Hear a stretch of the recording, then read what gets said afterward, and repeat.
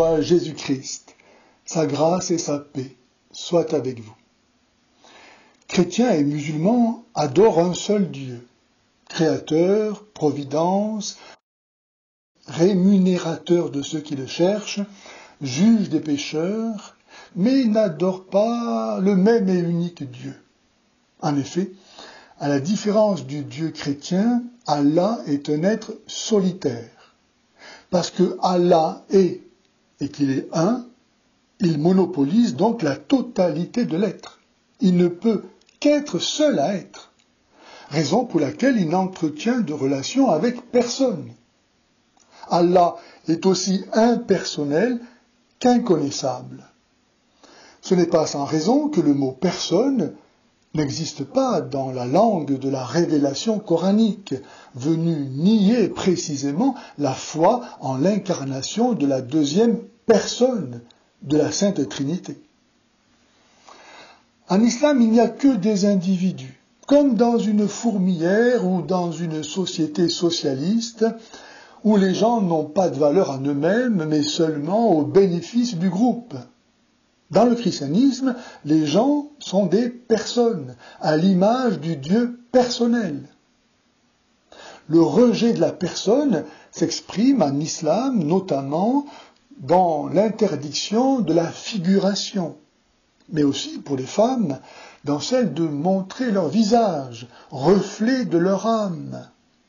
Ce que savent aussi très bien cacher les bandits et autres racailles tant ils ont peur d'être reconnus pour ce qu'ils sont. Honte à eux. À la différence d'Allah, le Dieu chrétien est un être de relation.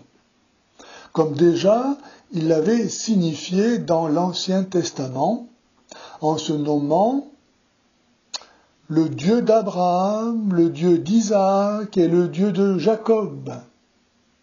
Le même Dieu pour chacun de ces personnages.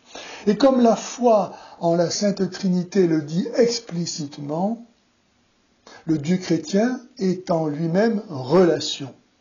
Le Père n'est Père que par rapport à son Fils, avec qui il est le seul et même Dieu, et ainsi pour chaque personne qui ne se distingue des deux autres que par sa relation avec elle, étant ensemble et chacune l'essence divine elle-même. Dans le christianisme, Dieu est un parce qu'il est communion de personnes, famille, trinité, amour, et que seul l'amour unifie, rend un ceux qui s'aiment. C'est pourquoi le Dieu un et trine attend de nous, vis-à-vis de lui et entre nous, un amour total, en écho à notre création et à notre rédemption. Pourrait-il y avoir un Dieu plus vrai que celui-là ?